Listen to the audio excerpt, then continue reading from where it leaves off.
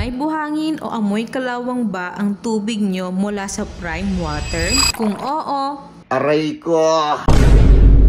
so, pag-usapan natin ngayon yung issue na inimbestigahan ng ELWA. Ayon sa Local Water Utilities Administration, dumadami ang reklamo mula sa mga lugar na may prime water service. Nararanasan ng mga residente ang amoy kalawang, kulay brown o dilaw, at sa ilang lugar, halos walang tumutulong tubig buong araw. Hindi lang ito simpleng sumbong. Tubig ang pinag-uusapan natin. Pang-inom, panligo, pangluto at panlinis.